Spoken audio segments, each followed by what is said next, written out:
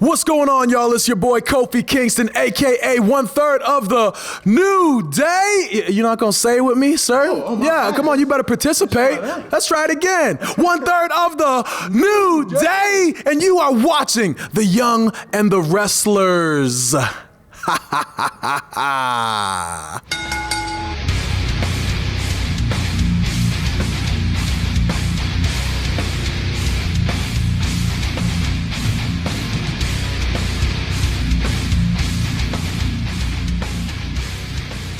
Welcome to The Young and the Wrestlers, the Pop Culture's WWE podcast. I'm your host, Ryan Betson, and tonight we are doing a special episode. This is our NXT TakeOver Portland review, and I have a very special guest with me. He is a streamer, he is brilliant, he is a ghost in the machine. How are you, sir? I'm good. There's like one of those facts that's correct. Like two of those facts are correct. I think I gave you three facts, so I'm pretty happy with it. Yeah, I'm not brilliant. I'm slightly talented. I think that's what the review was. Deliciously average, I think, was the review I was giving. Ooh.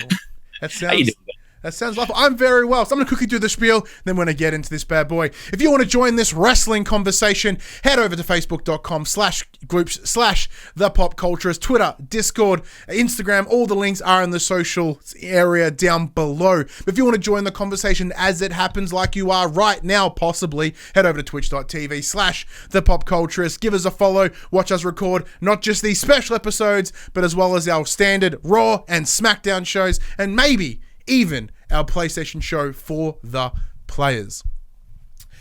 If you want to support us in a financial way, head over to patreon.com/thepopculturist. There's no reward tiers for you at all, but it's just out of the kindness of your own heart. But if you want to show the love for the Pop Culturist on your body, head over to thepopculturist.com/shop, where you can buy shirts like this wrestling one and other assorted shit with our logos on it. Man, there's so many times I can say Pop Culturist in like a minute. It's fucking impressive, actually. I've actually been to your store a couple of times, and I've not found assorted shit. I've found various clothings, but not assorted types of shit. Just assorted purple poos, because like we've got to be on brand, really. Yeah, it's the only option. That would actually be a great idea for like a PopC merch, just like a purple poo emoji with the logo on it. I think a purple brand instead of balls would probably be more accurate. It's a dick and balls painted purple. Okay, we've started in a classy fashion here. That's right. That's how I go. So for those that don't know you, Ghost, give the internet a bit of a rundown of who you are. Oh, hey guys. So my name's GhostInTheMachine. I'm a variety streamer on Twitch. You can find me at twitch.tv/GhostInTheMachine. Do a lot of just chatting and obviously gaming in there as well. Very, very community focused. And I'm a massive wrestling fan, have been since I was a kid. And I've been a big fan of the Pop Culturists group here. So it's an honor to be able to jump in and chat some wrestling with you. No, it's been good, man, because like our paths crossed in this weird way like a couple of months ago, and it's been great. I've been watching your stuff. You make incredible streams. Probably the most like dynamic and not over the top, but the most well-dressed design set you have. Like I look at my set and I'm like, man, my set's really nice. Like, but it's clean. But it's busy, but it's not. And then I look over at yours and it's like, brown, different camera angles. And there's a fucking fireplace sometimes. And there's an arcade machine that plays YouTube. It's awesome. It's an absolute ripper set. So anyone that is watching this or listening to this, please go and check out Ghost on the Twitches. He rips it up. Speaking of ripping it up, NXT TakeOver, Ghost. I had quite low expectations for this one from a storyline. Like I didn't expect much out of it in terms of looking at the card. I was like, it's pretty obvious where most of this is going, is what I thought. And I didn't have super high expectations for it, which is weird. Like the card looks like, obviously the names are good on paper, but I went into this with quite a sort of neutral tone, if that makes sense. Yeah, no, I understand that. Like, so, because I don't watch NXT on the regular. I just don't have enough time in the week, to be honest. But I really wish I did. But as it stands right now, put it out there, I am still yet to be disappointed by a takeover. It's just not happening. It's been, how many years has it been since like Arrival or whatever the first one was? Like 3 or 4 years, something like that. So I myself have been watching wrestling for like 2 and a bit years at this point. So like in that 2 years, not a single complaint. I don't think there's been a bad takeover. That there wouldn't be anyone that I'd consider to be a rotten on the tomato meter or whatever we want to call it. Yeah, like some of them have been like, as in like some matches within them may not have delivered the full, but when you look at the collective piece, it's like, well, that was like a 4 and that was like a 5, so it has to be slightly less. It's this weird balance. So let's kick it off in the same way, because for those that do watch and listen, for those that we know, we followed the storylines, the kayfabe nature of WWE. The soap opera-ness is where we kind of fit within the young and the wrestlers, as the name suggests. But for special episodes like this, like when we do AEW, when we do NXT, we're just going to gush about the show. We're just going to break it down match by match and talk about it and just have a good time. So let's kick it off with the match that did start off, which was the North American Championship. Keith Lee. Am I able to pull you back, though, to the introduction? You sure can. Because opening this show is one of my favorite musical artists in the world, PopC. Yes! I've only just discovered this PopC chick. I saw the album cover, and I was like, "Who? This is metal as fuck." All right, I'm in. She hasn't always been metal as fuck, though. She has transformed from like some kind of pop android, if anyone's seen PopC's work, all the way to this weird metal bubblegum beast that she's turned into. And NXT, I have a feeling that like PopC is becoming like NXT's version of what's the band, like Limp Bizkit, or what's a band that they really like fucking Pitbull. And like, cause she performed I Disagree for Io Shirai a while ago, and she did the introduction for Io Shirai, and she opens up here obviously with she comes out and plays Feel the Crown, which is like her latest single, and then flies into like Anything Like Me, and she is amazing. I cannot express how much I love PopC as an artist. Because in the chat, because Stephen Player, incredible Instagrammer by the way, he's jumped in and said the Io Shirai entrance was so good a while back.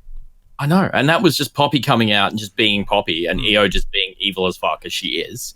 It was just absolutely amazing. And after the show, I'm like looking on Twitter, and there's a picture of like Triple H doing the "Hey, I just hired this person" picture with PopC, and in my brain I'm like, holy shit, my worlds of music and wrestling are just combining and mushing together and making this like beautiful ball.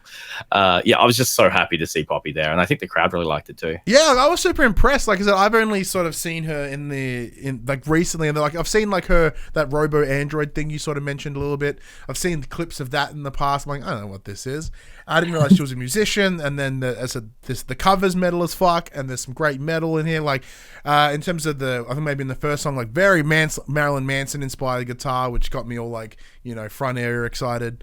And then she's coming out in this weird, almost Bayonetta attire with these mega shoulder pads. It's absolutely astounding. She's also got a track on the WWE 2K20 soundtrack as well. Oh yeah. So you know how you loop those like 10 tracks that when you turn on, and then you get sick of them. Yeah, one of them is PopC as well. So in the chat, Johnny Bobby, he's like, want to become famous? I do, but I ain't buying your fucking followers. All right, get out of here. Hey Johnny, message me, mate. I want to become famous. Where's your mods, mate? They're probably busy. It's fine. He's not doing anything. Right.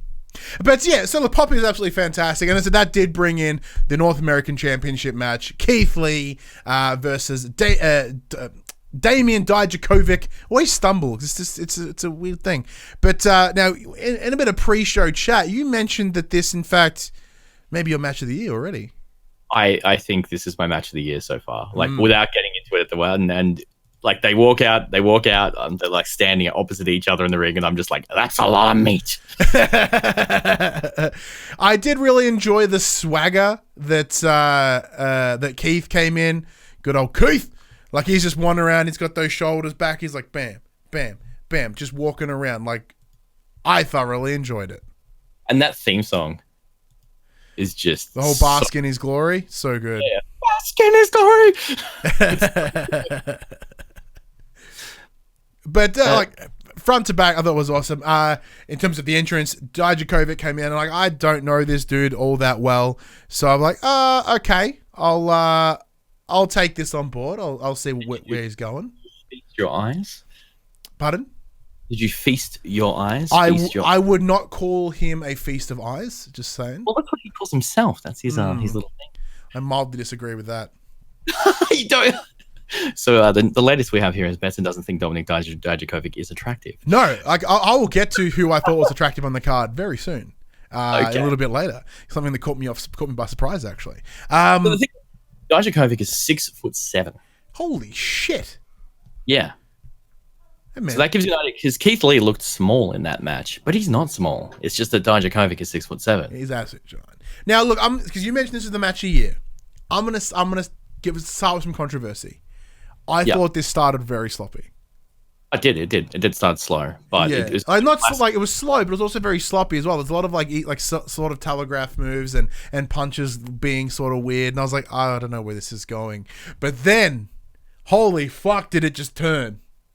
And then the last back end of it just blew my mind. It was just incredible, and the crowd was so hot from the start of this opener. I don't know what they did as a dark match, or if they had a match on the pre-show. Did they have a match on the pre-show? I'm not sure. I don't think so. They always do film a bunch of matches for the next show, if I remember correctly. They used to when it was pre-recorded, yeah. Okay, because it's live now, of course. But the thing is, the crowd was hot, and then at the very, very early stages of the match, Keith Lee hits Dijakovic with a Hurricane Rana just out of nowhere, just like he's Rey Mysterio or some shit. It blew my fucking that was the turn. I think that was the turn. So I'm sitting there on my couch, and because my friend Craig and I, we have with Keith, because Keith's a fucking very Australian name, so we're watching this, and we're like, Keith. And then he does his Hurricane, and I'm in the lounge by myself. My wife's in bed, my son's in bed, and I'm just like, oh, Keith! I was like, oh, I probably shouldn't have done that out loud. And the crowd, you can watch in the replay, the crowd just jumps out of their seats at that point. It was awesome. It was absolutely explosive. And so basically, throughout the match, there's a whole bunch of stuff. The dudes, they're exchanging they're trying to reverse each other's choke slams, but they're reversing it kind of like a small dude would. They're doing backflips and stuff. They're doing Spanish flies. And I'm like, this doesn't happen. These guys are close to 300-pound men. What is going on? It's ridiculous. Because my weight is about that, and I can't do any of that shit. No. I definitely cannot do that at all. I had a couple of notes about it here as well. There was a Dominik Dijakovic pulls out a corkscrew moonsault at one point, which almost looked like a Phoenix splash, and I was like, "What? You can't do that either." They just sort of do a spot where they're just clotheslining and chopping each other so hard that they're trying to knock each other down. That goes on for about 30-40 seconds. I thought they were going to kill each other. But where it really blew me away, because we've seen, so Keith and his spirit bomb is what took out what almost took out Roman Reigns. You know what I mean? It's all these different things. Instead, he spirit bombs Dijakovic, who then just backflips out takes the hit, backflips, and then fucking hulks out. It was awesome. I have not seen such a big it was like a WrestleMania level pop for that move. That was just ridiculous. And it's just and he just gets up there, and then a second one, and that still doesn't finish the match. No. This is sort of where I have a little bit of a bone to pick, though. I think that should have been the end of the match. Really? Yeah, because the match went on for another minute, and then they did the whole Spanish fly spot and everything like that. I don't think that was needed. The spirit bomb being no-sold into a second spirit bomb was the perfect ending. Yeah. Because that's as I said, then there was the top rope sort of big old bus, and that ring rocked when Gold Keith got dropped. But this is, in short, winner Keith Lee. Expected result, personally. Were you on the same page? Big Bang catastrophe hits him with a massive Big Bang catastrophe at the end. So yeah. Is this where you thought this was going to go? Well, look. Yeah, I didn't. Obviously, Keith Lee is their push person at the moment, and I would be very, very surprised. Well, obviously, he's the North American, because he can't go after the champion, can he? Which I'm not going to mention yet, though. No, Mark. Although I do believe a mid card title should help you be allowed to go for the main title, but no. Just to use it first, though, right? Yeah. Yeah, I don't know where that's going to go. I actually can't think about it. There's one other point in that match I just wanted to mention is the Keith putting Dijakovic in the chair and against the right. Oh my god! just literally just shh, and the entire arena just goes pin drop dead, and then the massive chops and just repeats. I've never heard an arena that quiet for a moment. It was brilliant. My brain hurt. And then the turn happened, and Keith sits in the chair. Dijakovic gets up on the apron, then proceeds to just cannonballs him from the back. Didn't he do something off the? He did something off the top rope, like to the outside as well. It was just ridiculous. But yeah, because so Keith was sitting between the I believe it was the English and the Spanish announce table. Yeah, and he's just sitting there in a chair, and then just jumps Dijakovic from the top straight in the middle. The accuracy required on that jump is absolutely insane. Let alone for Keith to catch him and not hurt anyone. It was astounding. So let me ask you. You know who Dominik Dijakovic is now, right? Yeah. The thing about this, and what I love about this the most, is that although he lost here, he looks strong. Oh, well, did you see the ending? Yeah. Keith hits him and actually puts him on the turnbuckle and makes him celebrate with the card. That is brilliant. I love that so much. Never seen it. And it's very obvious that both of those guys knew what they just accomplished at that point as well. They were very aware. But that's my match of the year so far. I can certainly see why. The back end of it, I can certainly see why. Because in terms of what you're saying, this was a pretty good outcome for me. I was unsure. The only way that I think Keith will ever lose this title is if he goes to main. And it's very similar to anybody else at NXT. When they lose the title, it's because they're moving up. And I think Keith is the only way he'll lose his title. The only way I see him losing that title is to someone kind of like a Johnny Gargano or like maybe even a Velveteen Dream, like that kind of sort of plucky baller dude actually pick him off. I just don't see him losing to any hoss. Yeah, I think Dream's very likely now that he's back. I suppose they could do the same thing because now I'm trying to remember. Did Dream lose it or did he vacate it? So we had Roddy. Because obviously did Roddy beat Dream? Oh, I'm completely blanking out here. Same.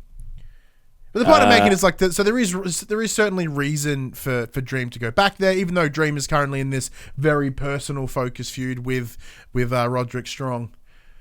Dream. Okay, so back at an NXT taping back in January. Velveteen Dream had it, and the WWE taped two endings. One with Gargano retained. No, that's Dream winning it. So it went Gargano into Dream, and then then Dream lost. Then Roderick Strong won it at a normal NXT taping in September 18. Okay, so it was a clean win. That's fine. Yeah, it was a clean changeover there. Okay, that's not so bad then. But yeah, it's hard to the problem with NXT, right? Is it's very difficult to run out of praising words. When we discuss the regular shows, it's relatively easy. We're like, okay, this could work. This could have been better. The storytelling here was weird. And I was like, how many different ways can I say this was awesome? Yeah, I don't think there was anything wrong with it. A lot of people, when this match was announced for this card, were like, okay, we've seen this before. This is literally the fifth time we've seen this now. We've seen this combination with Killian Dane thrown in there as well, and what's his name? Archer of Infamy. Oh, Damian Priest. Yeah, and Damian Priest has been thrown in this mix as well. So I feel like every mix of those four guys has been done so much. But yeah, I'm so glad they did it. And the fact that these guys look like they were friends at the end of it as well. Man, imagine what these guys could do as a tag team as well. Ooh, yeah, that's a good point. Ooh. Let's move on to the next match of the night, which was the first ever women's NXT street fight. Between Dakota Kai, Tegan Nox. Yeah. I was very, very concerned when this was announced for the pay-per-view, Betson, because they had already had a match, which they should have never done. That was on the last NXT. Yeah, it was just on NXT, and it was as far as I remember, it was a 4 or 5 minute match, and it just was enough. A bit of Boston that kind of spilled out into the crowd a little bit. Yeah, but it wasn't anything, and it had a clean finish as well, which was really, really strange. But yeah, obviously this feud started in TakeOver War Games. in the actual women's War Games match. So the thing here is I don't know a lot of the history of Dakota Kai and Tegan Nox, because when I started watching NXT, they were both out injured. Okay, so I know they were tag team at some point. Yeah, so they're besties. They were basically Team Kick. Is the best way to explain it. That's how they got a lot of their nicknames there. You know, with Tegan Nox being, you know, the girl with the shiniest wizard, with the shining wizard, and you've got Dakota Kai with all the like kick-based offense. That's sort of the tag team that they were. They were obviously both part of the TakeOver War Games team, which of course you saw, where Dakota Kai obviously betrayed Tegan Nox when she came out of the cage, bashed up her knee. You know, amazing promos at the start of all of these matches, by the way. NXT. Oh yeah. WWE nails those packages every single time. And she's like sitting there. She's like, I heard your knee pop. I could hear your knee crack when I was bashing the cage. And I'm like, that is so brutal. And then Dakota Kai comes out. Like when Dakota Kai is in this match, she's wearing a knee brace. And I don't think she needs a knee brace. I think she's doing it just as a character to like tease Dakota Kai. There was a bit of time. I did notice this as well. I think it may have been at War Games. They both had knee braces, but they were like opposing knees. Yeah. So I'm not quite sure whether it's just that one of them's a work, or both of them's a work. I'm not too sure. Yeah, because I don't remember that. But yeah, maybe that's just a small thing that I figured out there as well. Yeah. Okay. So I've got a few bullet points that I really like. Rip through it, dude. So basically, obviously we didn't get an entrance for Dakota Kai. Yeah, she just came, Tegan Nox came out and was like, "Wee!" Then she proceeded to fang it from stage left and just beat the shit out of Tegan. Yeah, so just beat the crap out of her straight out there. So no entrance. I'm a big fan of the what I like to refer to as the WWE 2K20 entrance, the breakout. The breakout entrance, which is like 50% of the entrances in that game. So,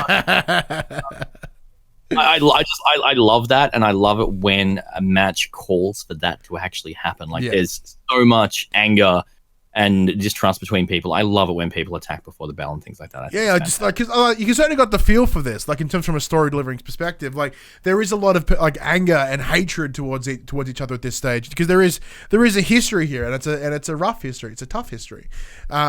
So it's very cool to sort of see moments like that. Like I know it's very simple to have someone break out during an entrance and kick the shit out of someone. Like it's not brand new storytelling, especially within the wrestling space. But it does still say so much, and we got that here. And I'm always a big fan of whenever there is a street fight within a WWE sort of environment, or any professional wrestling environment, that you wear street clothes. That's just what you do. You don't wear your... Should be. That's correct. It should. Yeah. Well, I mean, obviously, Tegan Nox is wearing, you know, it was her attire, but Dakota Kai was just in street clothes. She was just ready to beat the shit out of someone. Didn't get changed. She just rocked up. She just turned up then. Yeah, there was some great weapon use in this one as well. There was excellent weapon use in this. I haven't seen a laptop used as a weapon in a long time. No, okay. This is the one thing with wrestling that always fucks me up. Why is this shit under the ring? Well, the laptop was taken off the commentator's desk. Oh, was it? Okay, I must have turned away. My kid was watching with me, and because I turned around and she has a laptop. Like, who kept their laptop under the ring? No, he pulled it away from. She went over to the ring keeper's area. It was the ring keeper's laptop, and I'm like, is this prepared? Like, is the ring keeper aware that their MacBook Pro is about to be used as like wrestling prop, or is it just improvised out of nowhere? And you know, there was the chain, there was the chair shot, and a chair literally exploded when it was used in this match as well. Which is and who used the chair? The chair wrapped around. Yeah, so it was Nox just went nuts at the end. Yeah. I really enjoyed the so it was like the chair throw at Nox. Nox catches it, big old boot from Dakota, wailing her in the forehead. Did you notice the cricket bat too? I did. I popped so hard at that. Like, I'm not even a cricket fan, but I was like, yeah, fucking A.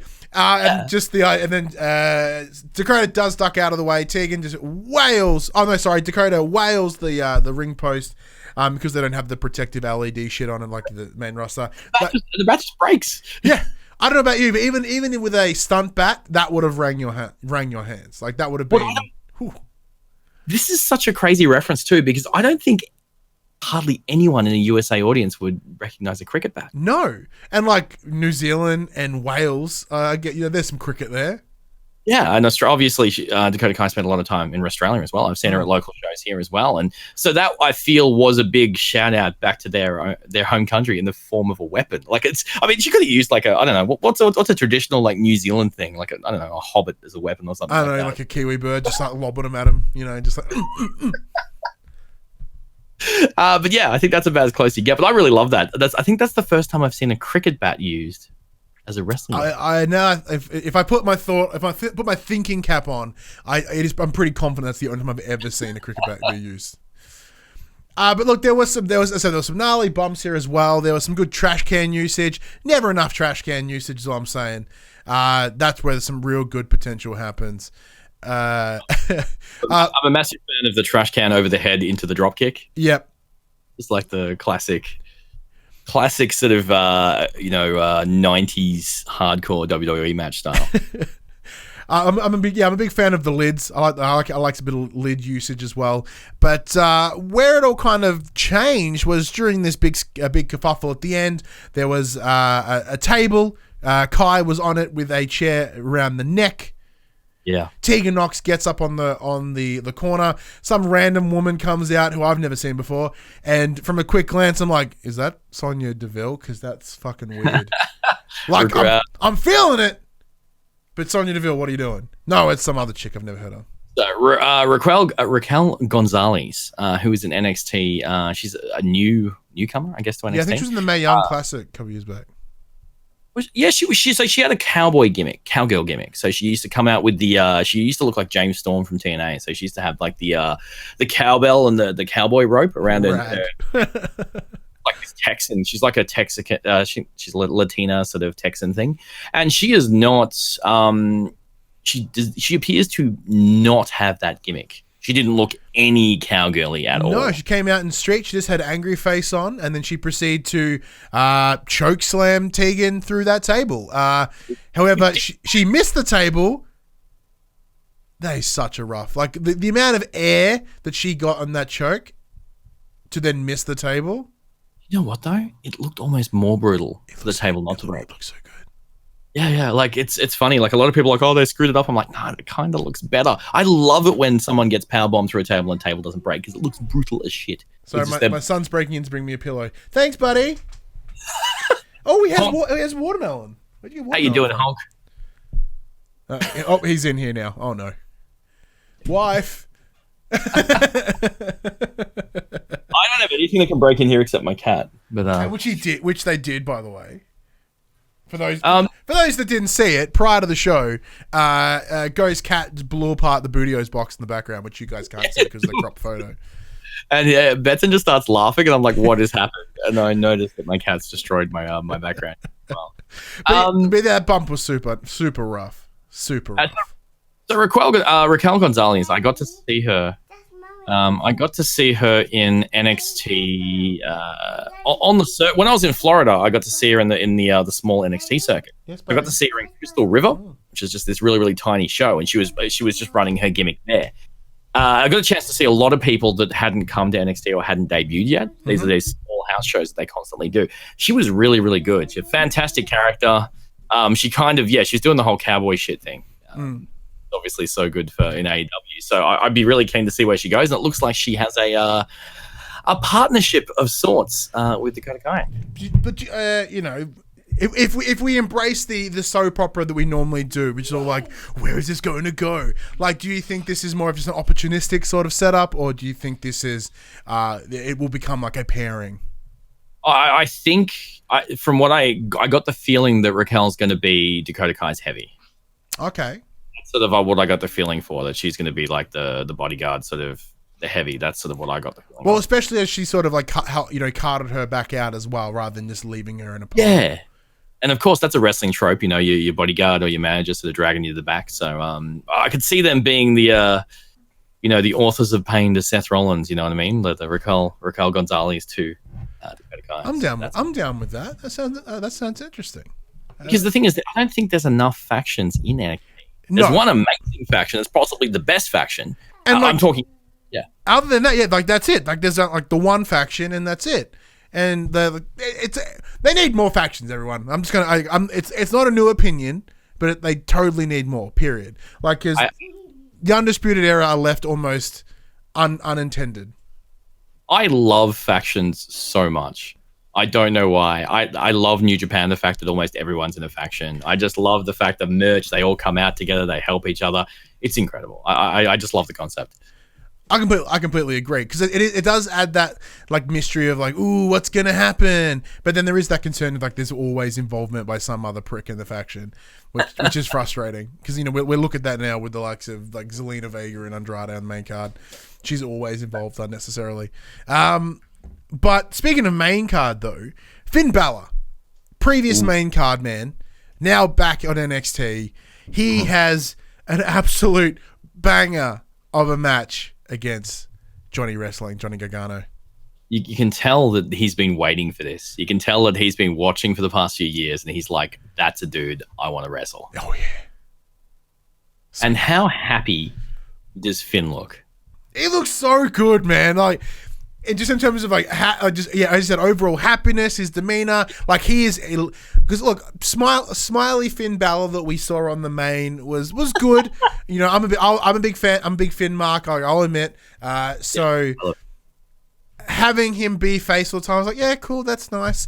But having him here and like, although I didn't watch New Japan or anything, I didn't get to see Prince Devitt, but like I've watched enough of like clips and sort of back history that the second that they were like, the Prince is back, I was like, woo! He's gone full rock and roller. Oh yeah. He's he's gone full Bullet Club mode in there as well. Did you expect a demon entrance at all?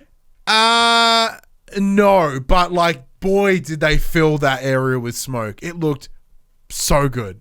So good. I was super hoping that they were just going to fill the area with smoke, play some kind of demon-y music, and then just have him walk out as the rock and roller, just as he was. Yeah. Just sort of as a heel move to say, you're not getting the demon from me. Did you guys expect it? Well, that's the thing. I think the demon's gone for a while. I don't think we'll see him anytime soon. I'm fully expecting the demon to be the one that ends Bray eventually. Oh, yeah, be good. Because that match is obviously a money match, right? Like the demon versus the demon. Yeah. But that's a very, very long... Oh, you've got me so hyped up on that. Now I'm just thinking about it. It's running through my head. But the thing is, you need to get Finn back out of NXT, back on the main roster. It's going to be a long burn. We might be looking at Finn being undefeated for a long time. I don't know. Saying that though, I'm pretty. It's been pretty confident that he made us lose to Goldberg next week. So there's that. He's not going to lose to Goldberg. Yeah, he'll lose to Goldberg. You think okay? That's another conversation. I say that because like if they want to give Roman the title as they're allegedly wanting to, you get him to beat the Fiend, he'll go back to being booed again. So the actual match, I've noticed that the shotgun dropkick has a new name. They're referring to it as the John Woo dropkick, which was dropped multiple times, obviously referring to the film director famous for the slow motion kicks in the old kung fu movies. But they said it like 7 or 8 or 9 times. They really wanted you to know what it was called. Yeah, exactly. What are my notes on here? Which is the one thing, like the one thing that's like frustrating about commentary. However, like I can never complain about the NXT commentary team. They are just brilliant, absolutely brilliant. I just want Nigel McGuinness to like commentate my normal life.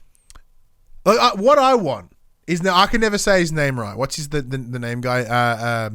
Mara Ronaldo. Ronaldo. Yeah, because I would say Ronaldo like it's a soccer player. Then I'm like, I can't be right. No, it is. Yeah, cool. Because like I want Ronaldo to commentate anything that I do. If I just like pick up my kid, he's like, "Mamma mia!" I'm like, "Yeah!" I feel so accomplished. Every single time a massive thing happens and you cut back to the desk and Maro's on his feet yelling. He's so good.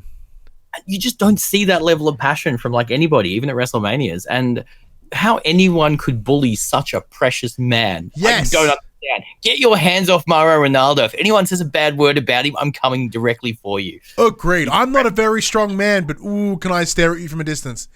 Yes, must check. Dude, like, because I went and I watched that bipolar rock and roller HBO doco that he did, and holy shit, man! Like, what a story! He's an exceptional dude. Like, he brings something so cool. And how can you hate that dude? How can you have any issues with him? He's just so passionate and loves what he does. Like, I guess, look, outside of that, working with someone with the the challenges that he has can certainly be very stressful. So I understand that part of it, especially as someone that worked within the mental health space as well. I'm going to keep my thoughts about Corey Graves to myself, though. But yeah, he's so good. But anyway, Gargano, Bell, we're just getting distracted. So good. So the problem that I had, because like I normally watch with my day job, a lot of my clients are big wrestling fans. So whenever is a pay-per-view that falls on a Monday, we normally watch it at work. This week I'm in audit week, so that I don't get to have fun this week. This week is all hard, boring work. So I'm in one room doing all these like writing shit and just a bunch of admin crap. And in the background, all I hear is this, oh, ooh, ah! I'm like, killing me. And then my boss comes in. He ducked off to go to the bathroom. He's like, man, that Finn Balor Gargano match is killer. I'm like, You saw it though? Yeah. I was at the end of the day. I came home and watched it again.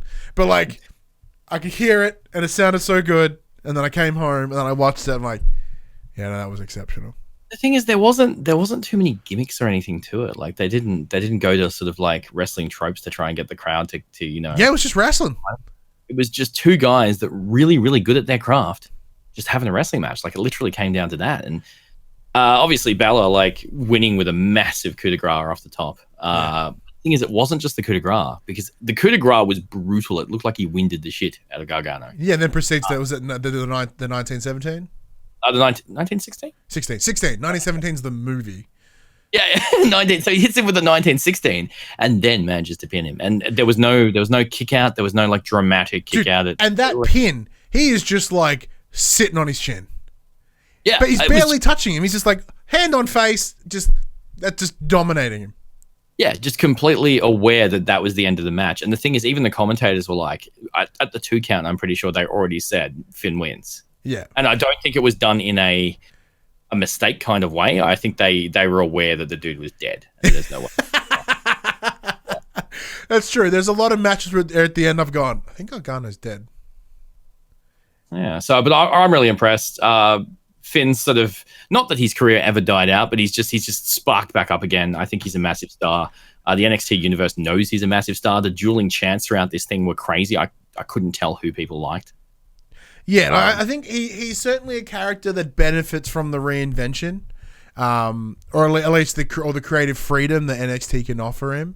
Because, like I said, even though, when this all started, this whole feud against with Gargano from that Pele kick X amount of months ago, that I remember popping my fucking titties off like so hard when I saw that. Yeah, and then having Gargano out since then added a nice sort of, I guess, a desire to see more. Because with there was a moment in time where I was like, look, Gargano is good, but I'm seeing him every week or every takeover. He's in the prominent main event slot. I'm like, okay, it's another 2 out of 3 falls match with Cole. So would you say that this puts Finn as the number 1 contender? Yeah. I think so, right? I think that's pretty much.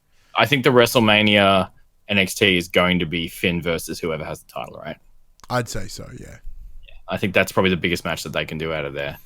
Well, with no pay-per-views between now and Tampa for NXT, I don't see it changing on a rando show. One more thing about this match that I forgot to mention during the entrance is Johnny Gargano comes out rocking Carnage, like cosplay, his jacket and everything is referenced Carnage. And like I have a shirt of Finn Balor where it's the demon, but it looks like Carnage. I'm like, I see what you did there, mate. I see what you did there. Yeah, exactly. Like I love the fact that Gargano goes, and he doesn't really reuse his outfits that often either. He's got those takeover. He's Mr. Takeover. Yeah. Yeah, like, there's been a couple of times where it's popped up like it's sort of nearish. Like I think it was around Rumble. Like he wears it at Takeover, then Rumble the next day. But that's understandable. Like he wore the Wolverine one when he had the match against Ciampa last year. So we also had. Do you have anything else on this match? No, it's just too good. It's just awesome. Okay. So after this, we had a one of those classic, hey, look who's sitting in the audience moments, which is Timothy Thatcher. I don't know who this man is. So you saw him as one of the new signings, right? Yes, he and Killer Cross came sort of put to Performance Center at the same time. Correct. So for those of you who don't know who Timothy Thatcher is, he is obviously an independent wrestler. He's been tearing it up all around the world. He was a part of Walter's faction, Ring Kampf. So it was him. Oh God, what's his name? The guy from Imperium. I said it before and completely forgotten. Basically, he was part of Walter's original faction. The only one I know in Imperium is Wolf, and I'm like, okay, you're a weird head. Marcel Barthel. Thank you. So Marcel Barthel, Timothy Thatcher, and Walter were the original sort of Walter faction, which Imperium is completely based off. We're talking the same poses, the same kind of designs on their jacket and everything like that. But Ring Kampf kind of had a little bit of a World War II vibe to it. So I think they stayed away from the. I guess having Kampf in the name is also very touchy. So that brings that name Hitler in your head. It does a little bit. You don't exactly want to bring that up in the WWE, but Timothy Thatcher's fantastic. I think it's weird. I mentioned this before, but I'm going to recap it. I think it's weird that they debuted it on NXT and not NXT UK.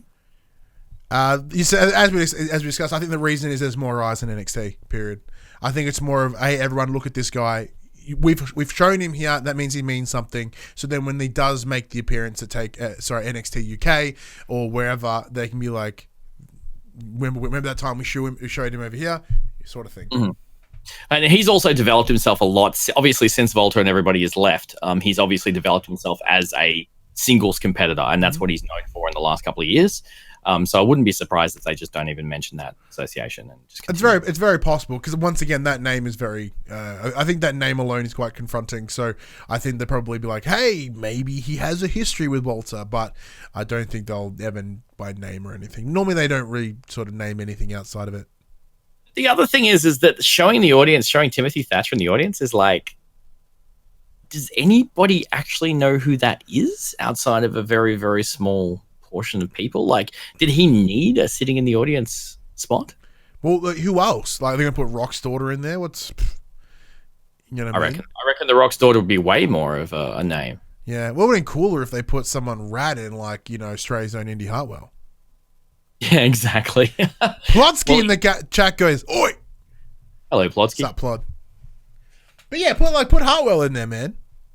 Oh, Indy's so funny. Indy's like, I actually kind of know her personally, as in like, you know, I'd go up to the desk and talk to her all the time after independent shows. I've watched her grow from working down in PCW here, just basically being a trainee, through to like dominating MCW and everything like that. And it's so amazing to see people like that make it big time. There's just something special about watching your little pet indie wrestler grow all the way through the ranks and then get signed to the WWE. And it's only happened to me a couple of times, but my gosh. The only reason is because, side conversation, everyone's getting picked up by Ring of Honor. Like, Ring of Honor took Kellyanne this week. They got Slex a couple of weeks ago. You know who's doing that, right? Marty Scurll. Exactly. And Marty knows these guys from the the World Series wrestling tours down here.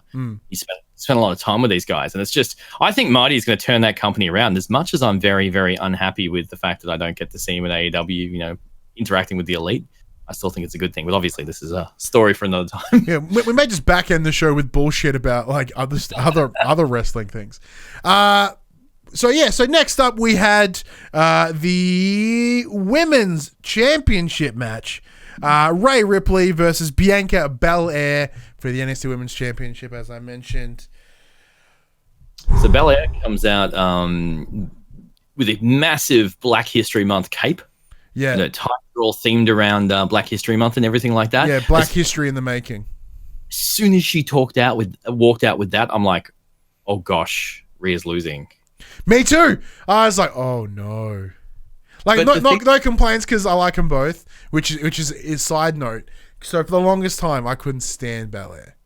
Yeah. I couldn't stand her character. Couldn't stand her. I don't know what it was. Something about it didn't land with me. But now that I've watched her more perform and more wrestle, I'm like, holy She's a beast. Shit. She is exceptional. She's like Lex Luger in a girl's body. It's bizarre.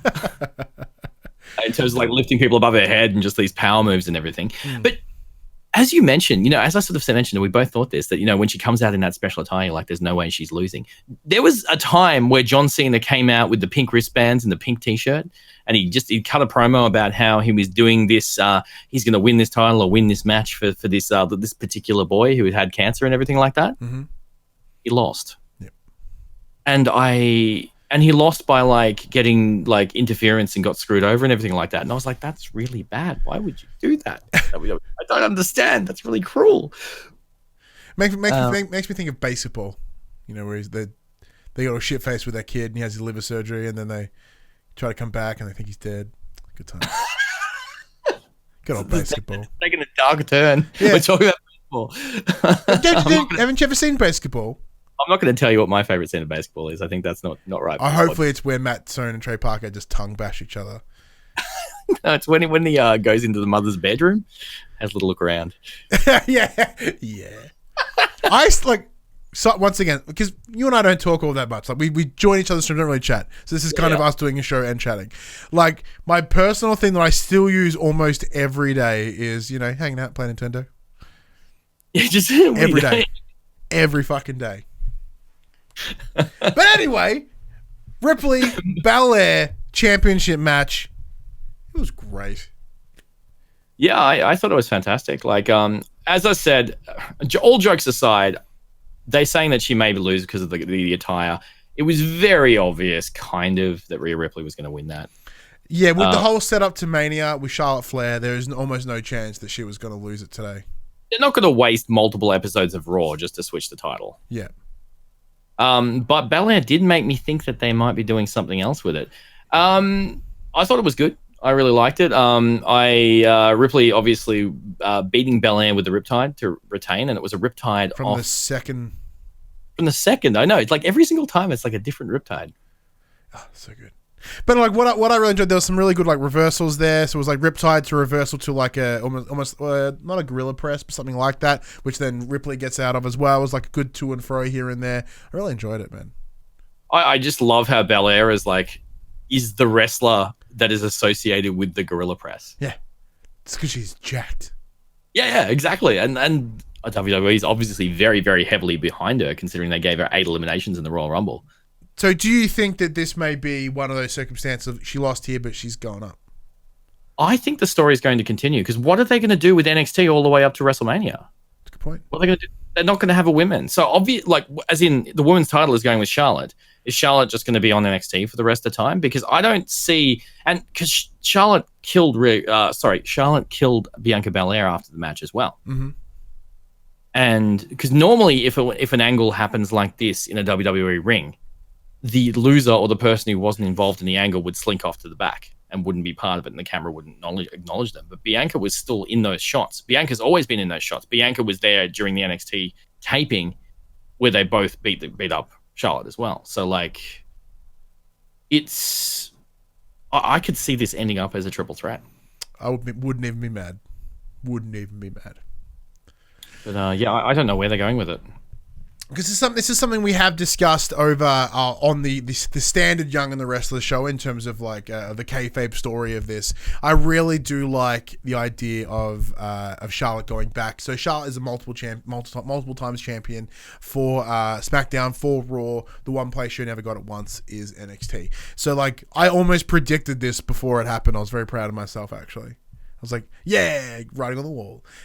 So I love the idea for her to then come and be a 2-time NXT champion. And I think that maybe if they want NXT to be the big third brand that it is, which it kind of already is, but you allow for transitions between NXT and main. I do like that. I like that they're trying to push NXT as the third brand and saying it's equal, which they didn't do very well in the Royal Rumble, but that's a completely different story there. I feel like they were completely underappreciated there. But yeah, I can see that happening. Sorry, for those of you, we didn't actually mention that. Charlotte obviously came out at the end of the match. Oh, yeah, you mentioned that.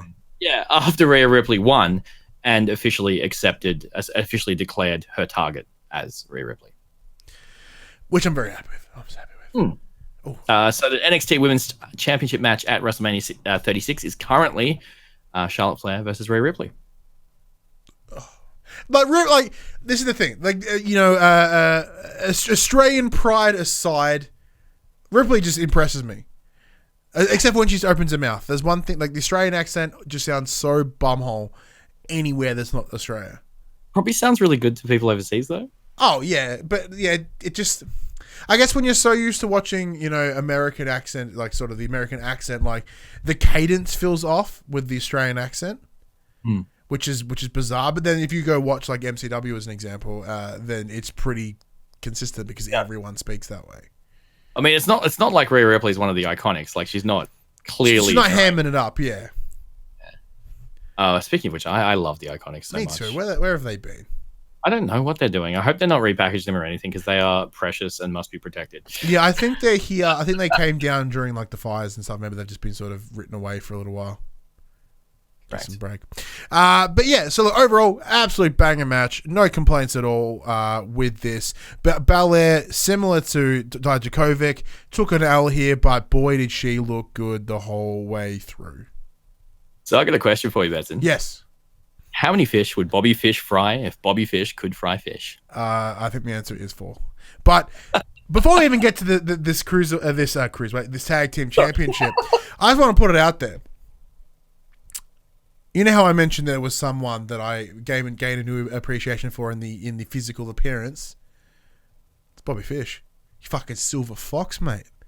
Oh my god, isn't he? I had no idea. In my head, he's always like, all brown. And then I've seen him like, where does all this grey come from, Bobby Fish? Damn. Fucking the George Clooney of NXT over here. Put him with Trent Seven and they could be this like silver fox duo. Yeah, it caught me off guard. I was like, Bobby. And he opened his mouth. I saw his teeth. I'm like, please close your mouth, Bobby. You're saying he could fry your fish? You'd let Bobby Fish fry your fish? He can fry all the fish. As long as he doesn't smile at you. That's right. He can have the sushi. He can have my sushi. He didn't have to cook it. He can have it. But so obviously we're talking about the broserweights of Matt Riddle and Pete Dunne and the undisputed era of Bobby Fish and Kyle O'Reilly. The broserweights entrance, man. How over is Matt Riddle? Like unquestionably. So and it's so easy because he's got charisma up the asshole, which is brilliant because like Pete Dunne has his own charisma, but it's slightly different. But I still remember the first time I saw Matt Riddle. I hear the bro. I'm like, what the fuck is this? And he walks out and he's all swaggering down the way. I'm like, this guy is amazing. And then he proceeds to just like whip his thongs into the crowd. I'm like, all right, this guy's in. I mean, I don't know whatever he does, I want to be a part of. And he's gone from strength to strength. I just also love how Matt Riddle is obviously like Daniel Bryan has been like, I've got the best 3-letter catchphrase in the world. No one can beat that. And Matt Riddle's like, bro, hold my beer. Every single one in the crowd was just on their feet for this. I love. So you mentioned you don't sort of get to catch up with the NXT day-to-day show. Have you seen much of the interaction between? I've seen. I did watch this week's episode of NXT, so it was a preemptive. I love the little like vignettes of trying to get on the plane with Triple H. Oh, so good. It's so funny. Because the one thing that's great about wrestling is it's stupid. And acknowledging that it is stupid is what makes it so good. And NXT is always so fucking serious that I'm really happy to see these little moments of silly. And Pete Dunne is just sitting there. You could tell he's just putting up with Matt Riddle, but he loves him too. Like it's so. And Pete Dunne just plays that role of just like the straight man so well. But yeah, Riddle is. I see them getting full. Like, obviously, I see Riddle and Dunn having a feud at the end of whatever they're done here. Oh, big time. And I reckon that's gonna be like match of the year contender between those guys as well because they're gonna tear shreds off each other when they eventually do it. But in the meantime, let's take a look at like the actual match. Look, I'm just gonna mention this now. Undisputed Era, unquestionably one of the greatest tag teams fucking ever. Like, yeah, I mean they were so good. They were before they came to NXT, and they've only just increased their stock, 100-fold since they've arrived. And what I love about this match specifically, it was like 15 minutes with not a single pinfall. Yeah. Like, no attempts, nothing. It was just punching and kicking and throwing for, like, the longest time. Like, normally it's like, punch, kick, pin. Nope. Oh, okay, cool. Because NXT is incredible at their amount of pin attempts. But here, it was just nothing until, like, the final couple of goes. Like, showing a degree of respect between the teams. They know that how tough each other is. Exactly. That's good storytelling. Yeah. I thought that was good storytelling as well. So there's a whole heap of high-risk spots in this. Heaps of double teams for both of them as well. Riddle accidentally spearing Dunn made me worry. I thought there was going to be a turn. I thought that was. I actually thought that could have possibly been the ending there, and then we would have obviously had the tension between the two of them. Mm-hmm. But it wasn't. Well, actually, it wasn't the end of that though. No, it was impressively went on a little bit longer, which I'm really, really, really happy with. There was a couple of near falls at the end. Yeah, it's the saying. Like they left all the pin attempts into the back end, and then that's where it sort of really got gnarly, which I liked. But I just want to compliment Kyle O'Reilly, like his smoothness of his work, like just the like slipping and sliding over people as he's like punching them and giving those open hand strikes and stuff. So Kyle O'Reilly, am I correct in saying he's a Ring of Honor champion? I have no idea. I'm pretty sure he had the Ring of Honor championship. Yes, he did. So he was a Ring of Honor champion. So there is, with Kyle O'Reilly, when the Undisputed Era eventually does do what tag teams do in wrestling, the factions do, they eventually do break up, go the way of the Shield, so to speak. I can see him being the single star that breaks out of that. He has the for it. He has everything there. I could see Bobby Fish getting a bit lost. Mm-hmm. In that I situation. think he'd be the Eric Young of the, just sort of get lost in the shuffle. Correct. I can see him get. He's a good, like they could give him a gimmick or something, but I feel that Kyle O'Reilly could go all the way to the top. He's just got that swagger. He sells like Dolph Ziggler when he gave a shit. Dude, like that was one of the first things about NXT that blew my mind. There was I forget what it was, but Kyle O'Reilly took a kick to something to the head, and he did that whole, knockout where the top half of your body just goes bleh, and the legs go stiff, and he just like face plants the mat. I just want to see Kyle O'Reilly take he's probably done it. Take a black mass from Aleister Black. I reckon he'd be able man, like he'd be able to do that like knockout drop so well. The complete the ball blew me away because it's the complete disregard for your own body. Because even the most hardest of bumps in wrestling, they do when they land, like you can tell they kind of catch themselves a little bit. But no, O'Reilly's like just down. Like there's some wrestlers out there in the world that are 100% happy to just destroy their body for the sake of a pop, which is not necessarily the best thing. And part of me thinks that's why NXT and AEW and all these shows that don't have weekly, every single day. All the house shows. Yeah, all the house shows. Because if a WWE wrestler damages themselves, like hurts themselves, they damage their brand. They can't go on the road shows. They can't do any of this type of stuff. Whereas NXT is only, I guess it's weekly now, but they're still doing house shows, but the house shows are nowhere near as intense as what you expect from the main roster. Penelope in the chat says, "Hey, look, it's Ghost. Hey, Pin, how you doing? You guys are so cool. Wow, purple love heart. I've never been called cool in my life. I love the use of purple. Just saying. Well done, Penelope. Much appreciated. As we love it. But anyway, yes, I think that's certainly probably why TakeOver always goes so much harder. It's just because they're fucking brilliant. But that is that brilliant disregard in the best way. So the actual match obviously ended. So it ended. We had they tried to high-low Dunn, tagged Riddle in. Riddle tossed O'Reilly into an enziguri, and then and that was it. It was basically just a massive enziguri that killed him. It was so good. It was wasn't enziguri? It was an enziguri with a knee, if I remember correctly. I think it may have been. It was a weird flurry of different combo attacks in the like tag attacks. Lift up, two dudes boot him, sort of thing. Pretty intense. Penelope adds Purple Heart again. Much love to you guys. Keep being yourselves and smiling.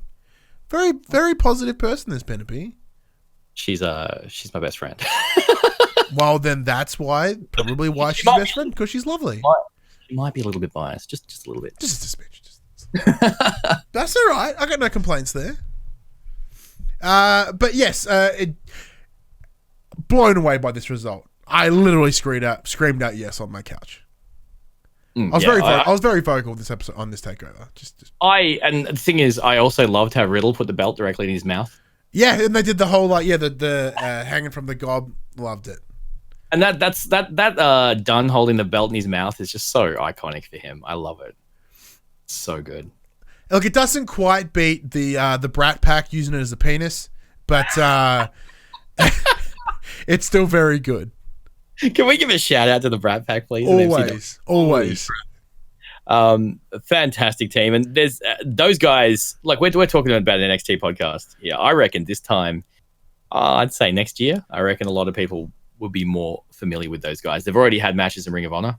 Yep, they did. One of the guys did NJPW show when I was here in Melbourne. Correct, he did. It wouldn't surprise me. Oh, P2P, this Haggard guy has such a smooth voice. Oh. So I don't have a smooth voice? No, maybe not as much, apparently. Jeez, I'll need to work on it. That's right. He probably has better audio equipment than me, baby. We have literally the same equipment. We're both rocking that sweet Audio Technica microphones. # not sponsored yet. Maybe one day. One can only hope. But I'm very happy. Oh, yeah, sorry, Brat Pack. That's where we're going with this. Yeah, Brat Pack, Brent. Because one of the things, keeping the NXT related, I have been constantly sort of this idea of having an NXT Australia. See, without naming names, I've spoken to some guys from the Melbourne scene about the concept of NXT Australia. And I was like, I brought it up, I was like, hey, how cool would it be if we had NXT Australia? There seems to be a little bit of hesitation from some. Yeah, apparently it's had a real negative impact on the UK scene, actually. Like, not in the best of ways. The whole meme of Brit wrestling is dead that sort of went around there. Yeah. And like, I understand the issue that we'll have here is because presumably it'd be one of the bigger guys that would get taken out of here in Australia. One of them being either MCW or there's the one in Sydney, which I can't think of. PWA. Or it could, yeah, look, in terms of the ones that have schools, like MCW have their own academy down here, and PCW have one as well, which PWA do in Sydney as well, and there's plenty of them. Really bummed me out about PCW because I wanted to make a pop culture wrestling shirt. I was like, like in the same vein as, I was going to have Betson is PCW, and then I realized the PCW existed, and I was like, well, that cancels my entire shirt design. Thanks, other company. Yeah, look, if NXT Australia came from me as a punter perspective, I'd love it. I'm all over it. But from my little local shows possibly getting affected financially, that makes me feel bad. Like the training centers maybe not being so active, that makes me feel bad. And I must admit, like the whole Brit wrestling is dead meme does sort of exist because there's a lot of these guys that you'd see on every single show constantly around the UK. Like we're talking like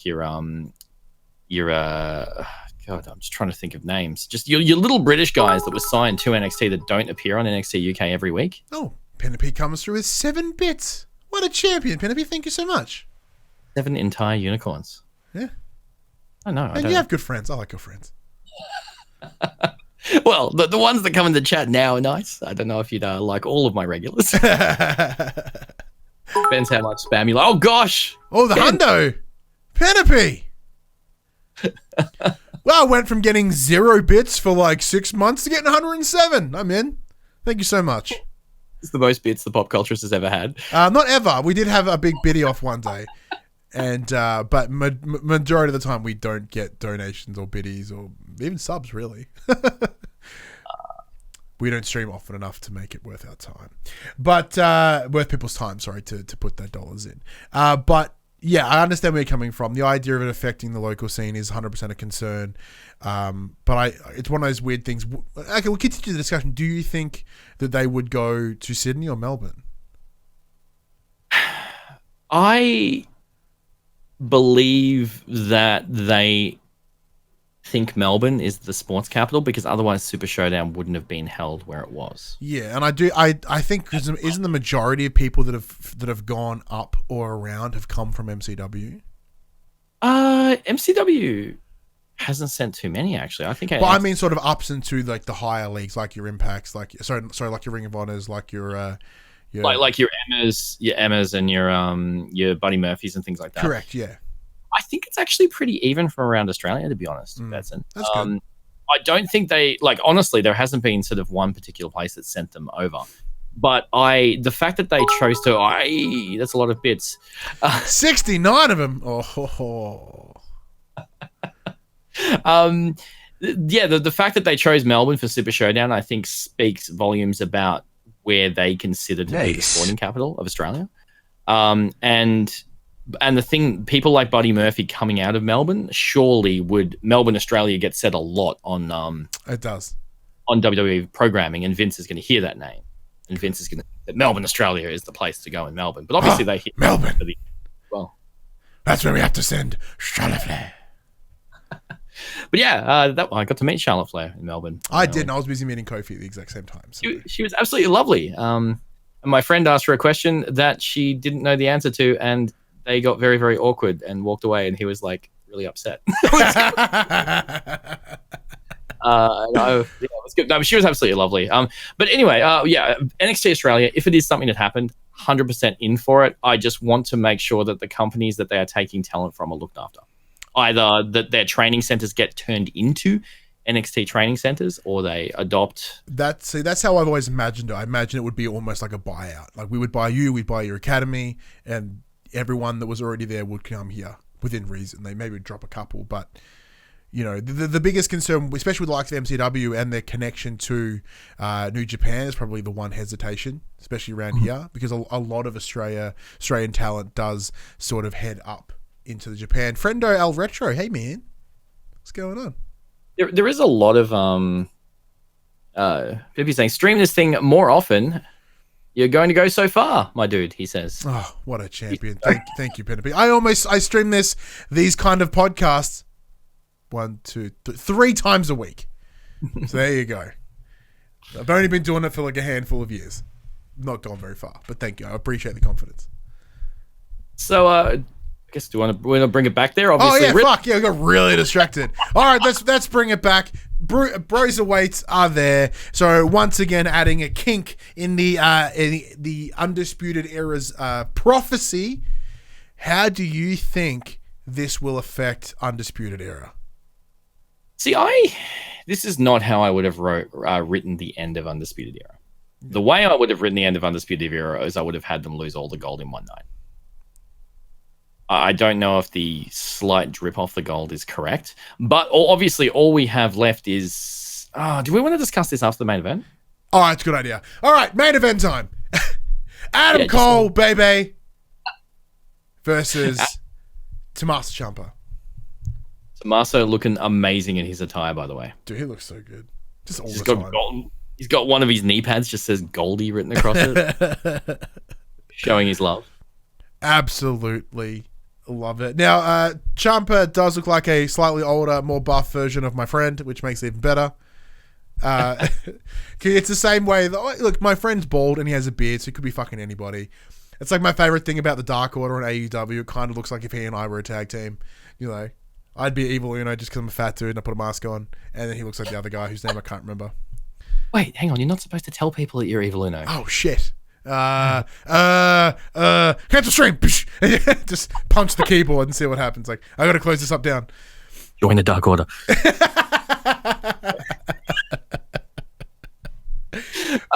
Anyway, yeah, Ciampa, Cole, and NXT Championship.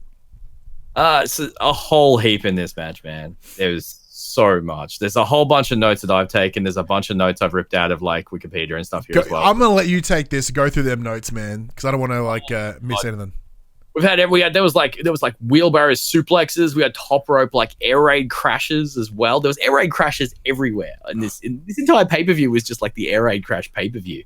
There was Panama Sunrises as well onto the floor. Now the thing about the Panama Sunrise, we were discussing this earlier. I don't like when he does the top rope jump and then he lands and then waits a second, then does the... I agree, because the jump, like I presumably the jump is to get the momentum, but when you jump and then you land on 2 feet, that instantly breaks your momentum. That's physics. Like the momentum of the jump would always exceed the jump from a flat surface. He needs to be caught by the opponent or land on the opponent and then continue the move, which is obviously the aim of it. But so many times with the Panama Sunrise, I think it only lands fluidly, like maybe half the time. But either way, it's obviously incredible. And get there. There's last shots being just thrown out all over the place by Cole. The crowd is just absolutely red hot for both guys. Yeah. And it's so weird. It's still strange to me seeing Ciampa getting cheers, like getting massive babyface cheers. He's always been the bad dude, yeah. Yeah, like I've never really adjusted to that because he was such an evil prick. It's such an evil. I've already used my C-bomb for the. You can get another one. I can? Yeah. Ciampa, what a cunt. Yeah. What is it? He was back in the day, and he's reformed. But like, I still have trouble seeing him as a babyface. I do love him. He's absolutely over with the crowd. But I think it's this is weird to say. The biggest face in NXT is Adam Cole, and he's not even a face. Look, that is a problem that WWE face at a bigger thing with the idea of the heels or the tweeners have always get better pops than any of the faces. Mad Dogs said something in chat. If you don't mind me bringing it up. Yeah, go ahead. Could you imagine Adam Cole's entrance at Mania? What the chance would be like? Do you see NXT having more matches on the main card of Mania now? They're considered a third official on like same level brand. Very much so. So what do they do with TakeOver? I think a TakeOver might be a qualifier. Say you've got Adam Cole at Mania, and then you get Gargano. Spoilers: Gargano Ciampa at TakeOver. Oh yes. And then the winner then goes to Mania the next day to take on Cole. Let's just finish this match off and then let's discuss that. Rip through those notes. Yeah, rip through those notes. So basically, Cole shoved Ciampa into the referee and hitting the low blow on Ciampa there as well, showing that Cole is the dirty heel. Nothing better than a dick punch. Just saying. Yeah, just a dick punch in there as well. Obviously, there's the low blow on Ciampa, and then obviously Johnny. Then we hear so they're going back and forth. The match is hitting its crescendo, and then obviously there was a ref bump, and then there was like an 11 pin for Ciampa. Fairy tale ending. So good. So like. He's obviously dead. I think the crowd got to like 13 before, and the ref is completely down. And then Gargano is going to. So Johnny Gargano tells Ciampa to use the NXT title as a weapon, and then just as he's about to do it, Gargano pulls it away, smacks him with it, struck him in the head with the title, turning heel unexpectedly. I would say. I would agree. I didn't see it coming. Like, if anyone was going to go heel, I was expecting Ciampa to go heel again. Like, fail and then, Yeah, but then again, that would... So I'm stumbling, so I'm trying to think, like, they couldn't do, like, a double turn. Like Cole, although super heely, is, it's like, they wouldn't do a double turn. It would have to be he turn, but then what would happen then? Like, how would they then take that next step? Well, let's go down that path. So Gargano struck Ciampa with the belt. Ciampa turns around. Cole covers him. 1, 2, 3. 1, 2, 3. Retains the title. Mad Dog in the chat just goes, yes. Yeah. So now we've got Cole completely freed up for a brand new opponent. Yes. Completely. Like, literally, there's no one on his storyline right now. I think this ends this particular thread. Mm-hmm. And we've got Gargano and Ciampa as a thing again, except the entire dynamic is completely flipped as we've got evil Gargano and beautiful babyface Ciampa. Mm. And you're happy to see that back? Oh yeah. It's awesome. Like it's one of those great things. It's in the short burst that in the short like 2x years or whatever I've been watching wrestling and NXT. Like Ciampa has always caught my attention. Gargano is absolute banger, as they say. He never has a bad takeover, and that I still certainly agree with. I want to see it. I want to see it so bad. And I think they're just going to go into full blood feud mode now. Yeah. Because both of them kind of. They both hated each other with the most intense. That was the best rivalry of that year, 100%. And like it was only cut short because of his injury. I remember That's right. true. I believe it was the best rivalry in all of wrestling, not just WWE, I believe. And I could see these guys cranking it up to the next level now. Now that they've both betrayed each other for a second time, and both of them have beef with each other because both of them have been assholes to each other, I reckon it's going to go full, like they've done the death matches. I don't even know where they're going to go. We're going to see like a Hell in a Cell or something on the NXT weekend or something like that. Where is this going to go? Well, because it's one of those things. Like if you think about like even what Gargano has done with that 2 out of 3 falls. Like it was the single, the regular standard reg, and then street fight, and then that weird cage thing that. Where are they going to go? Yeah, I don't know. They have to go to like Hell in a Cell, right? Like, is there anything in between that? No. They've done the unsanctioned street fight, I'm pretty sure, as well. Yeah. Was it unsanctioned between those two? I think they did. I'm not too sure. Friend Al Retro says a Bambalance match. Yeah, that could do. What do you call it? A Bambalance match? A Bambalance. You talking like your son there, are you? Yeah. Yeah, no, an ambulance match would be cool. I'm down with that. Like, and add a little bit extra gimmick to it. But like a stretch match, Buried Alive, we haven't seen in a long time. Yeah. Even something like that they could bring back. I just want to see this get as intense as possible between these guys. I want to see them both die, basically. Just like, no, in a good way. Like, yes, but like, so let's have a chat about this. So, like as we said, if this looks like maybe we'll go to TakeOver at Tampa and we'll get a Gargano Ciampa match for whoever to take on Cole. We also speculated about the idea of Finn Balor getting in the title picture. Do you think that will happen after Mania then? Well, see, the thing is, they don't need Gargano and Ciampa to. Gargano and Ciampa could headline the Tampa NXT without a title. Exactly.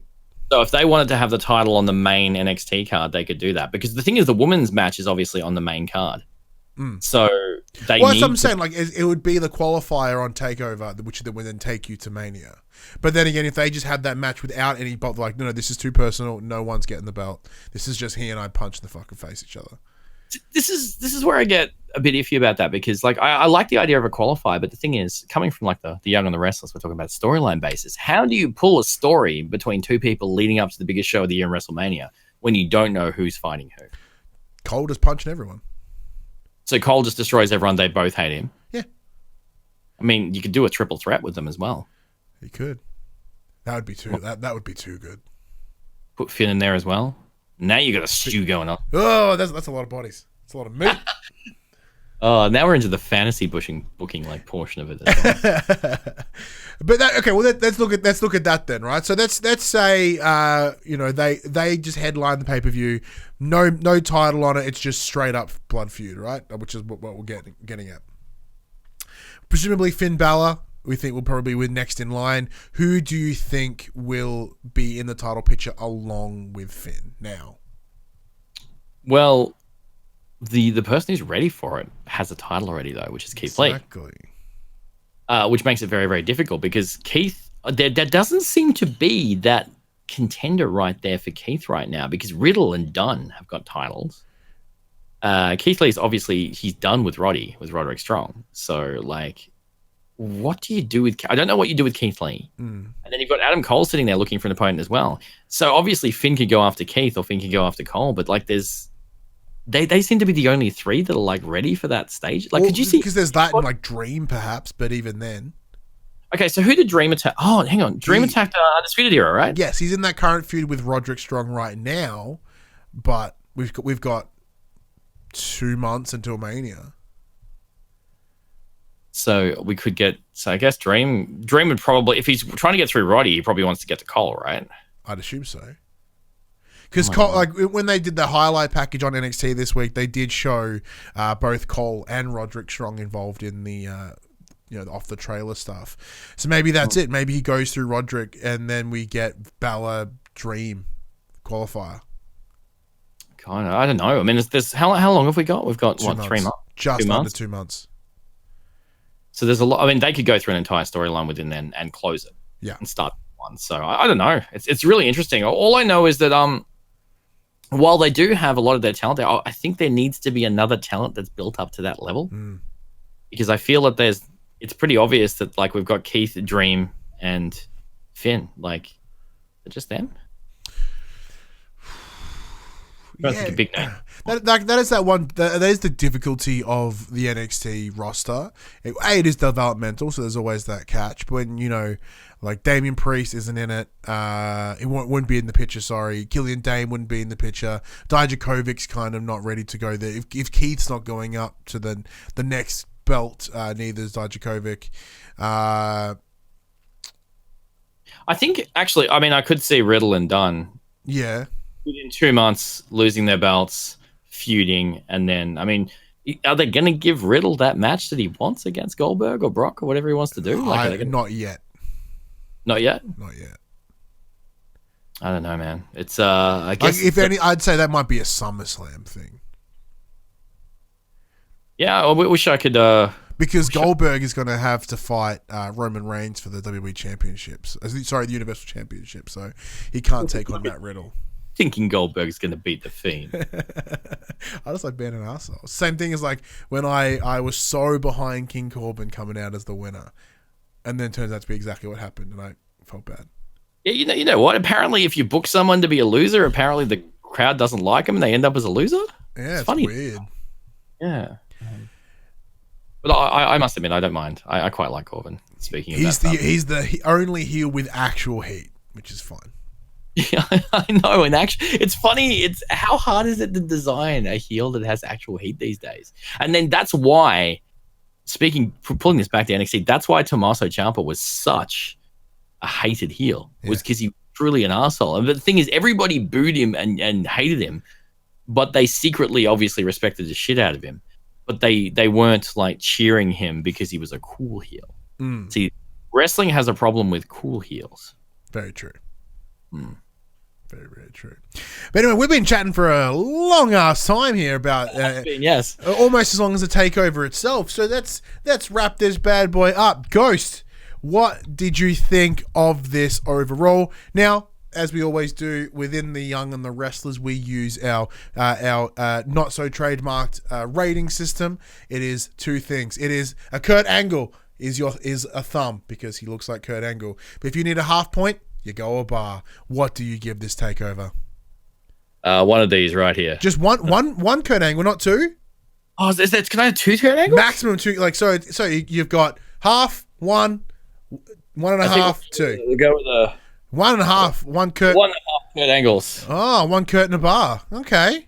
One Kurt in a bar. This is a system. Yeah, no, I like it. Look, I'd agree with you. A Kurt in a bar is probably a good way to go about it. Like I enjoyed it front to back. So I don't know what would have made it a two Kurt for me though. Personally, I don't know what would have got it. What would have made it a two Kurt is for most of the card to not be predictable. Probably, yeah, it's probably the only outcome, right? Because every single match went the way I expected it to go. Saying that though, I also do throw these matches at work too. So we do have a tipping system at work for my day job. Where I bought a SmackDown Tag Team Championship belt and I repainted it and I had a bunch of fun with it. So it's the for my day job it's the Genu Gamer Championship and we use it for pay-per-view predictions. I didn't win so it wasn't so predictable that I didn't win. I won the belt. So yeah, I actually, to be perfectly honest, Dakota Kai and Tegan Nox, I guess, wasn't. It was probably the one that kind of threw me. I actually, maybe we can take off a half point for the fact that the people who debuted here are not going to create any headlines. In Raquel Gonzalez and Timothy Thatcher are probably not going to create any major headlines. Yeah, and I think that's probably the one big thing. Like shout out to them bringing in this quote unquote random person to get involved 100%. In the street fight because that's risky, man. It's not like someone that you know. So well done for that. But it does kind of put a mild sour note on the end of that fight because the crowd popped as soon as they saw someone running down, and then they kind of died. I took like a very quick look at her from a distance. I was like, "Is that Tessa Blanchard?" No, it's not Tessa Blanchard. And then as soon as I realized it wasn't like someone I recognized, I didn't care. Exactly, and I think that's probably the biggest thing that I'm facing here. But overall, there is nothing wrong with a Kurt in a Bar. A Kurt in a Bar is a very, very good episode of Raw. Especially when you put a little bit of sprinkling of Poppy at the top of that, with her and playing the opening themes and everything. And yeah, okay, it's a good show, very good show. But as we say, NXT doesn't do bad shows, so like it completely reinvents the whole rating system itself. So. It's very difficult because like even though like, let's just say using a correct 10-point scale, most takeovers sit within between a 9 and a 10. So it's that very weird line of like this is kind of it's good. Like, how do you rate that effectively? Yeah, exactly. Well, that's why. Like, I don't look. Okay, I'm going to be honest. Your rating system is a bit difficult to judge exactly how to do things. It's thumbs and bars, and it is essentially a 4-point scale, 25% each time. So 20. So that's 25%. That's 50. And then 75 and 100. That's how it works. We're talking for the games industry, though. A 75% score is like a death, right? Yeah. But I'm not going to use this IGN 100-point scale bullshit. Yeah, but either way, I think it was a 9 out of 10 show. It's 2 thumbs up if you talk about it that way. So yeah, no complaints at all. But anyways, big thank you to this man here, the Ghost in the Machine. He is here to share the NXT love with me. Thank you so much for joining me once again, man. It's been an absolute pleasure, man. I've been wanting to do this for a while. Ever since I bought an HDMI cable off Dash. It's been a wild, crazy journey discovering all of the Dash culture stuff, all of the pop culture stuff, and sort of becoming involved with all of you guys on Twitch and social and everything. It's been great. So yeah, no, it's been very cool, man. Because like, yeah, it's just what I'm really enjoying currently is getting involved within like the local sort of wrestling scene. Like I've been in the games press biz for like 5 years now, right? So like I know a good handful of people. I know of a good handful of people, like even more handful of people, right? So like I kind of know everyone within that media space. Mm-hmm. So I'm really enjoying getting within the Australian wrestling community, which is Does that cool. mean you're coming to MCW with me now? If I can. Hell yeah, I can. If I can be there, I'll let you know. Like I haven't been for the longest time because this is one of the other things. Like when I first saw you on stream, and I'm like, I've seen that guy at a show. Yeah. It's the vest. The vest was the giveaway. I'm like, I've seen him at a show. Yeah, my vest. I can't really show it off too much on stream, but I do have it's an Aleister Black like themed vest. It's rad. I've even got Joey Ryan dick flipping somebody, dick flipping Oni Lorcan as a badge, which is nice. I'm just wearing my wrestling shirt. Yeah, that's all I got. That's what it all comes down to at the end. But please. If I can bring that out, like if I can give anything out there to the listeners as well, please go and support your local wrestling company. It doesn't matter where you are in the world. Spend the $10, $20, whatever it costs to get down to a local promotion. And every country has a good wrestling promotion, and they have some backyard ones which aren't so good. Find the one that suits your style. Go and support them. Make friends with the wrestlers. Buy their merch, because one day some of those guys are going to be megastars, and you can say, I was there from the start and I supported that, and that's a gosh damn good feeling. And even then, it might be super weird. You might go there and realize that you knew them back in the day, because that's happened. That's happened twice now. So Jem went to school with Richie Taylor. They used to suplex each other into bins at lunchtime. Richie fucking Taylor. You have to say his name correctly. Richie mate. fucking Taylor. That's very true. Then on top of that, a girl I work with who we just recently hired, we're watching some MCW stuff at work, and then she's like, I know that girl. I'm like, what, Avery? He's like, yeah, pretty sure I went to school with her. I'm like, are you fucking kidding me? And then old guy from Geelong may have been champion. He was maybe not right now, but he was. Danny Psycho. I almost said Danny Phantom, a whole different person. Danny Psycho. He looks incredibly familiar, so it's very likely I've either seen him or one of his relations around town, because I live in Geelong currently. Geelong's actually a very big wrestling town. I don't know why. Yeah, it's super weird. And like an example, Jake the Snake Roberts just did a tour of all the main cities on the East Coast and Geelong. He just went all around mainstream Australia and Geelong. He's like Brisbane, Sydney, Melbourne, Geelong. Like, the fuck, dude? Sydney, Paris, Milan, Geelong. Yeah, pretty much. And there is a local promotion around here as well called GCW. I've never checked them out. I did see one of the cards once. I had a guy whose name was like Big Rob or something, and he was just a dude in a flannel and an esky. So I was like, I don't know, I'm in. I'm so fucking in. Oh man, yeah. Look, local wrestling in Australia is fantastic at the moment. You mentioned Avery. Avery, the recently crowned Melbourne City Wrestling champion, women's champion. She is incredible. She just did a stint over in Stardom in Japan as well. I think she's just turned 21 or something like that. She is crushing it. Yeah. And I guarantee you that you will see Avery in one of these big companies soon being an absolute trash mess of a person. The bin chicken. The bin chicken. You're going to see it happen. It's such a great gimmick too, just being absolute trash. It's good. Yeah, with the finisher called Daddy Issues, I'm like... She's got daddy issues written on her boots too. I'm going to buy all your shit. She's actually the most lovely supporting person as well. She's always their merch table. She will remember your name and run up and hug you before you even talk to her. And she does that to everybody. It's amazing. Insane.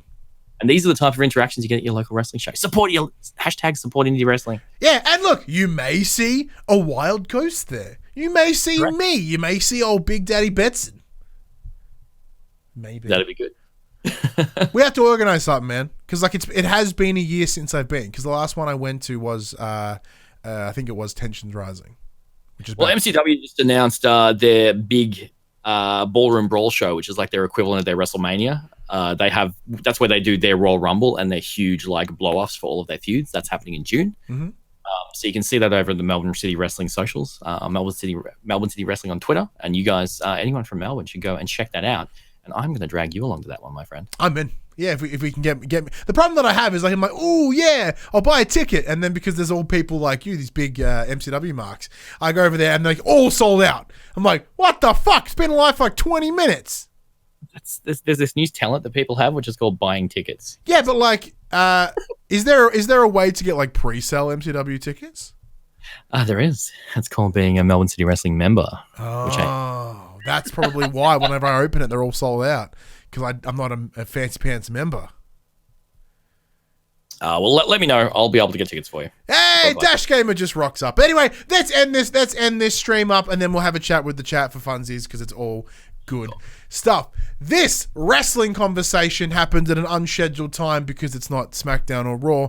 But if you want to join in this wrestling conversation with us here at The Young and the Wrestlers, head over to facebook.com/groups/thepopculturist, Twitter, Discord, Instagram. All those links are in the down below area. Come over and chat some wrestling with us. It's a damn good time. But if you want to join the conversation as it happens, head over to twitch.tv/thepopcultures, where you can like the lovely people like Mad Dog, Pinapi, Kairu, I think I said that correctly. We'll go with that. Friendoel, Retro, Plodsky, a bunch of X people did. They came over on Twitch and watched us record this show live. It's been absolutely amazing. You can do that too. So head over to twitch.tv/thepopculturist. There, you will also see us do our live recordings of our PlayStation podcast for the players. Here it goes all right. You know what I'm saying? You know, you got a big old Ghost. Here's a big PlayStation fan. I got one behind me too. It's all good stuff.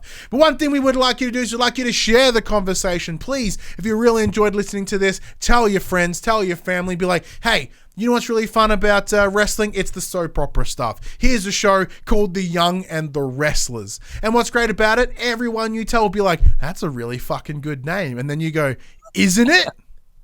Download it. So please, if you do on your podcast services, be sure to give it a star rating and a written review. We'd absolutely love it. Be much, much appreciated. Be sure to give it a subscribe there as well. If you want to support us financially, head over to patreon.com/popcultures. Support us at any dollar value, just out of the kindness of your hearts.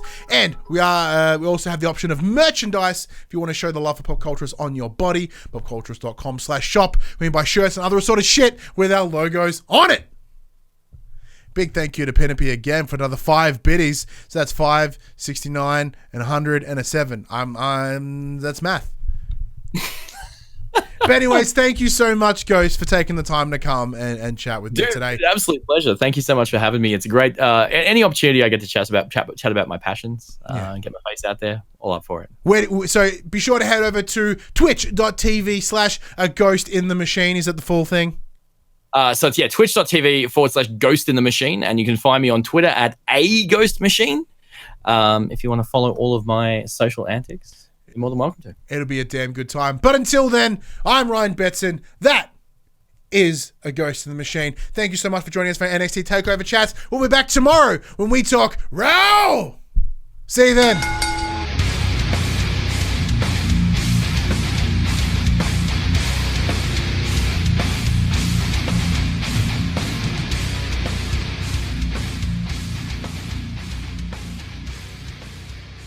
The Young and the Restless, the Pop Culturist WWE podcast, is fan support over at Patreon at patreon.com/thepopculturist. And we'd like to thank our Patreon producers and our Patreon founders for their kindness, their support, and their generosity. Our Patreon founders: Alpha Ferret, Craig O'Flaherty, David Chataway, Jesse Stevenson, and Jacob Garner. And our Patreon producers: AJ Abatomi, Damian Holdies, Kyle Dunn, Lee Wintershoven, Nathan Massetti, Paul James, Pure Mongrel, and Sean Levitt.